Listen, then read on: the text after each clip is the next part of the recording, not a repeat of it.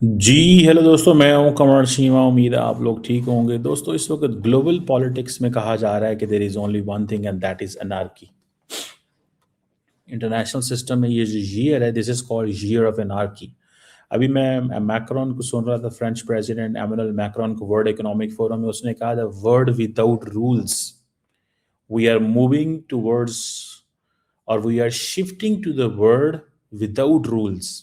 Because ये जो सारे के सारे जो अमेरिकन एंड यूरोपियन एलाइज हैं, इन्होंने कहा कि there was an anarchy and since 1945 the United States और उसके जो एलाइज थे उन्होंने एक rules based international order craft किया।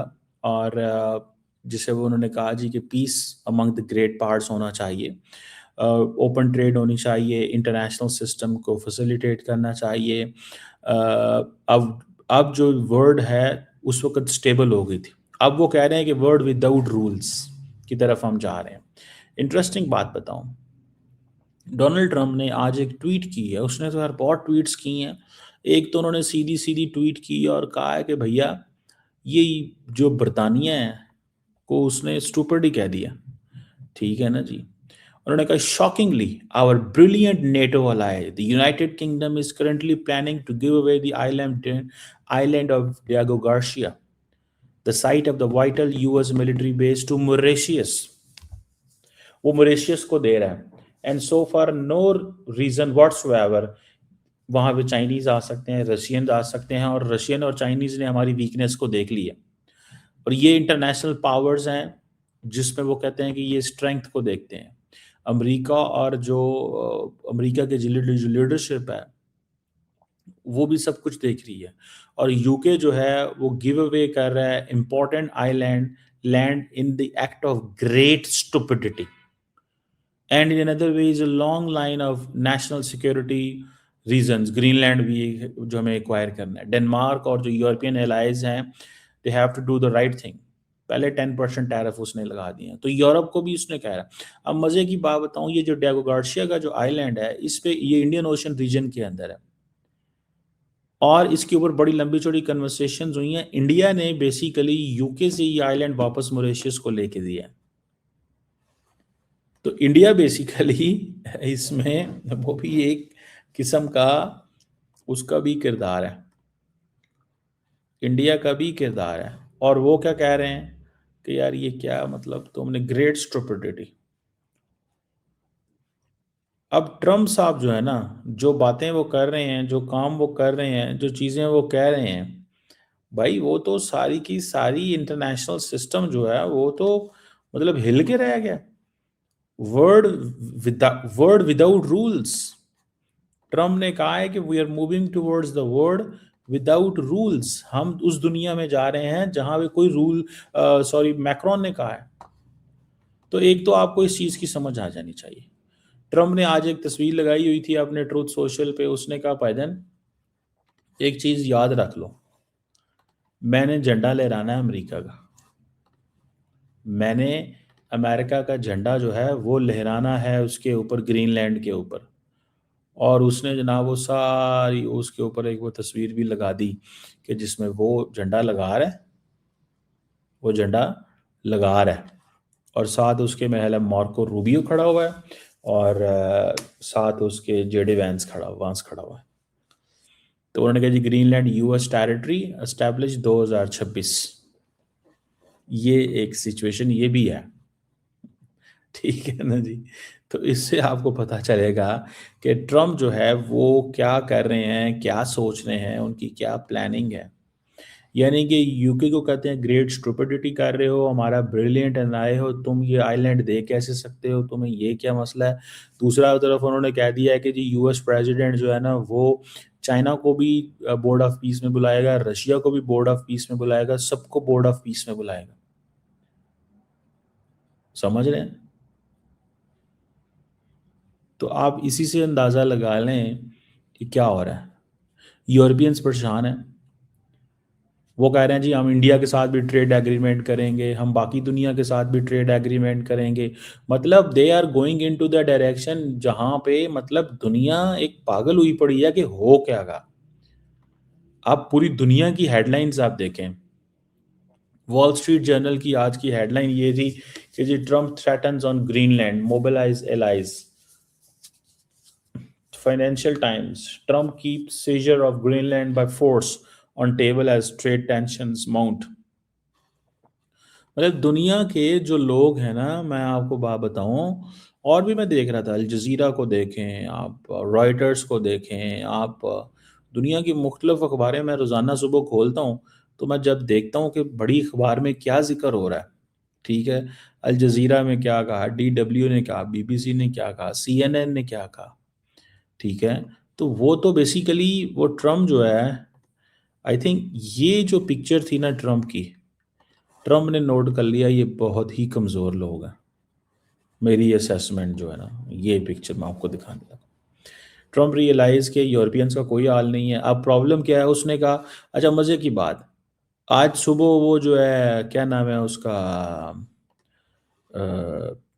फ्रेंच प्रेसिडेंट ने एक उनको ट्वीट की, मैसेज किया हुआ था कि तुम आए हो तो तुम आ जाओ, मैं तुम्हें बुला लेता हूँ खाने पे, मेरे पास आओ। ट्रम्प ने वो सारे का सारा मैसेज स्क्रीनशॉट जो है वो लगा दिया उसके ऊपर।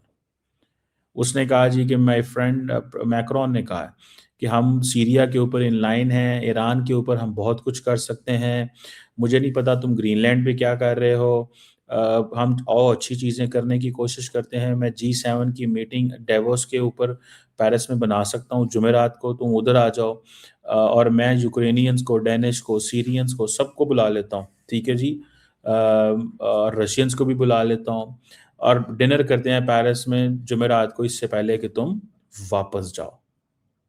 तो ये चीज़ उसने ऑफर की। तो इससे मुराद क्या है कि बेसिकली ट्रम्प कह रहा है कि ये सारे घबराए हुए हैं और मेरे से ये फेवर ले रहे हैं और मुझे बुला रहे हैं एंड ऑल दिस, ठीक है जी, this is what he saying. वो ये चीज़ कह रहा है ना, वो ये चीज़ कह रहा है ना, असल तो रियलिटी में वो ये चीज़ बात बोल रहा है और बता रहा है, ठीक है,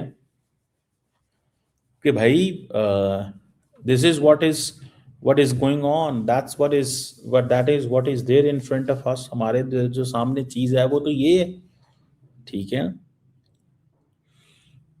तो इसको भी थोड़ा स्टडी करना होगा कि ये क्या कह रहे हैं और किस तरह कह रहे हैं। यानी कि ट्रम्प ने महसूस किया यार ये तो घबराए हुए हैं। ट्रम्प ने ऊपर से कहा ये फ्रेंच डरे हुए हैं सबसे ज़्यादा, उसने कहा मैं 200% टैरिफ लगा दूंगा फ्रेंच वाइन के ऊपर अगर वो गज़ा पीस बोर्ड में नहीं ज्वाइन करता, क्योंकि कल उसने कहा कि मैं नहीं ज्वाइन कर रहा। कल उसने क्या कहा, मैं नहीं ज्वाइन कर रहा, ठीक है जी।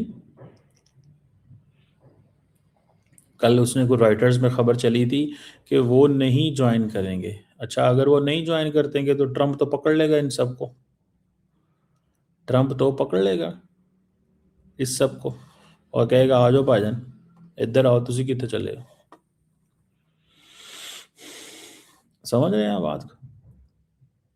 तो आप यहीं से अंदाज़ा थोड़ा सा लगा लें कि वेयर थिंग्स आर मूविंग, चीज़ें मूव कहाँ पे कर रही हैं, लीडरशिप किधर जा रही है, सिस्टम किस तरह के डेवलप हो रहे हैं। समझ रहे हैं आप बात को। तो मैं तो इस सारी चीज़ को देख के तो मैं तो परेशान हो गया हूँ और मैं ये देख रहा हूँ कि ये अगर ट्रम्प वो कह रहे हैं कि this is a world without rules की तरफ हम जा रहे हैं, तो किधर जाएंगे, मतलब ये अनार्की है। और ये अगर अगर अगर वो कह रहे हैं कि अमेरिकन जो हैं उन्होंने 1945 के बाद जो रूल्स बेस्ड इंटरनेशनल ऑर्डर बनाया था उस पे वो कह रहे हैं, ठीक है ना जी। तो ये आप समझ लें कि वो जो एक कहते हैं ना कि ये क्योस है, ठीक है जी। जैसे कि ना there is a war of all against all. Thomas Hobbes एक होता था फिलोसोफर, पॉलिटिकल फिलोसोफर, उसने कहा था a war of all against all. अब इसको हमने, मैं जब पढ़ाता था तो मैं इसको पढ़ता था अ war of all against all. यहाँ पे सॉवरन पावर जो है वो डोमेस्टिकली और इंटरनेशनली जो है जहाँ पे वो चैलेंज नहीं की जा सकती, ठीक है जी। सॉवरन पावर्स को चैलेंज नहीं किया जा सकता। लेकिन ये तो जंगल का कानून है। आज मैं देख रहा था कि वो जो गैवन न्यूसम है, जो कैलिफोर्निया का गवर्नर है, वो कह रहा था यार तुम लोग कैसे लोग हो, ये यूरोपियंस कैसे लोग हैं, मुझे सिर्फ इतना बताओ। आप लोग जो है वो खड़े नहीं हो सकते। अब कौन ट्रम्प के आगे खड़ा हो, सबको पता है कि उनकी इकोनॉमीज तबाह हो जाएंगी। अब इटालियंस ने नहीं भेजी अपने कोई भी फौजी, उसने कहा ये गलत है। सुनने में आया कि यूके ने भी वापस बुला लिए, उसने कहा जी हम नहीं भेज रहे, हम नहीं भेज रहे।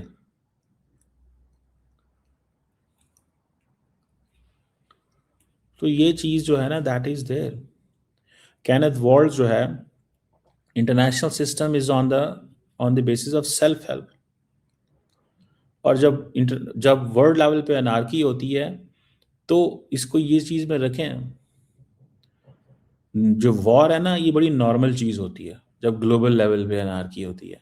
ट्रम्प क्या समझता है, ट्रम्प कहता है कि मैं सबको इनसिक्योर करके सबसे सब कुछ ले लूं। बिकॉज अगर ये अनार्की हो जाएगी तो ये खौफ में आ जाएंगे, जब ये खौफ में आएंगे तो ये डरेंगे, जब ये डरेंगे तो ये मुझे दे देंगे सब कुछ, जो मैं इनको कहूंगा, जो मैं इनको कहूंगा ये सब कुछ मुझे दे देंगे। This is what they are saying, कि इनको मैं जो कहूंगा ये मुझे देंगे। इन्होंने कहाँ जाना है? बट अगर एनार्की में क्योस आ जाए और सेंट्रल अथॉरिटी गायब हो जाए, और अनार्की जो है वो फंक्शन करने लग पड़े एज ए, वो इटसेल्फ एक बन जाए, तो देखें ये चीज ये ठीक ठीक नहीं है। This is a pessimistic world view. This is a pessimistic world view. ये एक पैसिमिस्टिक वर्ल्ड व्यू है।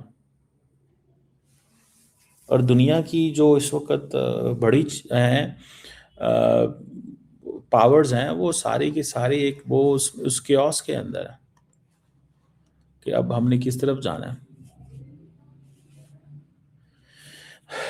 अब जो हेजेमोनिक स्टेबिलिटी थ्योरी है, जिसमें ये है कि जी, जो आइडिया है कि जी इंटरनेशनल सिस्टम जो है वो मोर स्टेबल है जब कंट्रीज, जब एक कंट्री डोमिनेट करता है। फॉर एग्जांपल एक पॉलिटिकल साइंटिस्ट है रॉबर्ट गिल्पिन, उन्होंने ये कहा था कि जो हेजेमोनिक स्टेट होती है वो इंटरनेशनल पब्लिक गुड्स जो है वो प्रोवाइड करती है, वो मॉनेटरी इंस्टीट्यूशन प्रोवाइड करती है या सिक्योरिटी अलाइंसेस प्रोवाइड करती है और रूल्स को इन्फोर्स करती है और इकोनॉमिक एक्सचेंज एंड कोऑपरेशन को फैसिलिटेट करती है। और इस तरह के जो हेजेमोनिक ऑर्डर्स होते हैं, वो कहते हैं कि ये बेसिकली आते हैं, ये अमर्ज करते हैं फ्रॉम ग्लोबल वॉर्स। और अच्छा, इट मीन्स कि क्या एक ओल्ड हेजमोन जो है, ये आप समझिएगा बड़ी अहम बात है, क्या एक ओल्ड हेजमोन जो है उसने अपने आप को ओवर एक्सपेंड किया हुआ है और अब नई पावर्स जो है वो अमर्ज कर रही हैं। बट एट द मोमेंट ये जो ग्लोबल हेजमोनिक थ्योरी है, इसमें अगर देखा जाए तो नया तो कुछ नहीं है, नई old hegemon is there, it has over expanded itself in so many ways. बल्कि ये अपने आप को, अपने जो ओवर एक्सपैंडेड व्यू था उसको कम कर रहा है। समझ रहे हैं बात को? तो इसको थोड़ा सा, you have to like you have to see this very carefully. इसको बहुत केयरफुली देखना पड़ेगा, ऐसे थोड़ा ही होगा कि आप ठीक है जनाब। जो मैं, what I see and what I realise, जो चीज़ मैं देखता हूँ और जिसको मैं रियलाइज करता हूँ ना, वो ये है। ठीक है, अब क्या होगा, कैसे होगा, किस तरह चीज़ें चलेंगी, कौन किधर, किसके पास क्या है, समझ रहे हैं भाईजान? मुझे ऐसा लगता है कि जो जो ग्लोबल सिस्टम है ना सारे का सारा, वही हिल चुका होगा। और अब किसी के पास क्या, कितनी को वो रह गई है कि उसने क्या करना है। देखते हैं कि इस सारे प्रोसेस के अंदर कहाँ पे आके जो चीज़ें जो है ना वो थमती हैं।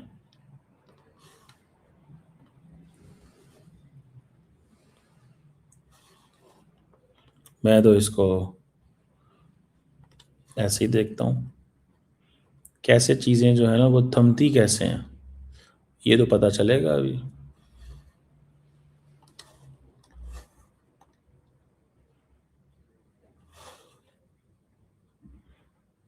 ये तो पता चलेगा जनाब। बहरहाल इंटरनेशनल सिस्टम जो है ना वो कोलैप्स कर चुका है, इसमें तो कोई दो राय नहीं है। इंटरनेशनल सिस्टम हैज़ कोलैप्स्ड और बुरी तरह कोलैप्स कर गया। आप देखें ना वो सारी पुरानी हम थेरीज निकाल रहे हैं, देख रहे हैं कौन किधर क्या कर रहा है। ट्रम्प एडमिनिस्ट्रेशन जो है जो वो देख रही है, चाइना की तरफ भी देख रही है, रशिया की तरफ भी देख रही है, दुनिया को डरा रहे हैं कि चाइना आ जाएगा, फलाना आ जाएगा, रशिया आ जाएगा, ये आ जाएगा, वो आ जाएगा। अब यही कह रहे हैं ना, हमें दे दो, हम तुम्हें अब ठीक है ना। फिर हेजमोनिक स्टेबिलिटी इंस्टेबिलिटी थ्योरी,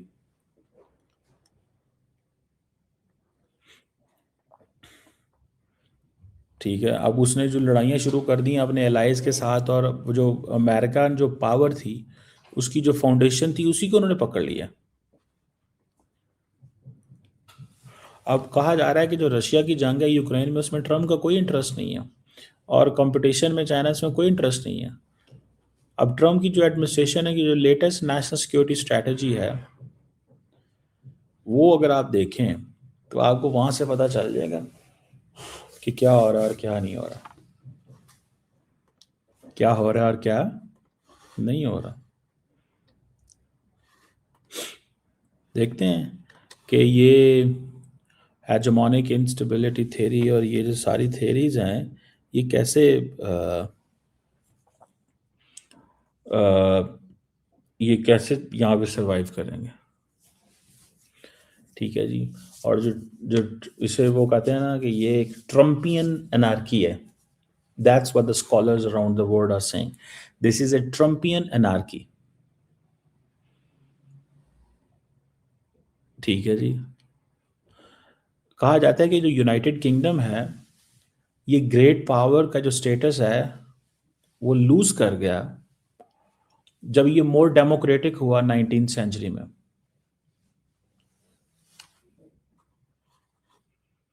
और आज जो है वो अमेरिका जो है वो इंटरनेशनल रूल्स और इनको तहस नहस कर रहा है।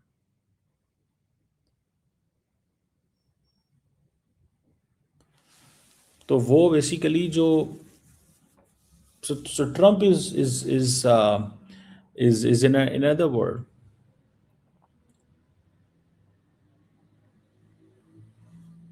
So there is a war of all against all, ठीक है ना।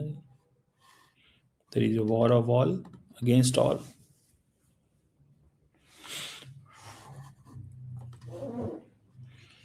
तो अब देखते हैं क्या होता है और कौन किधर कब कैसे लड़ता है।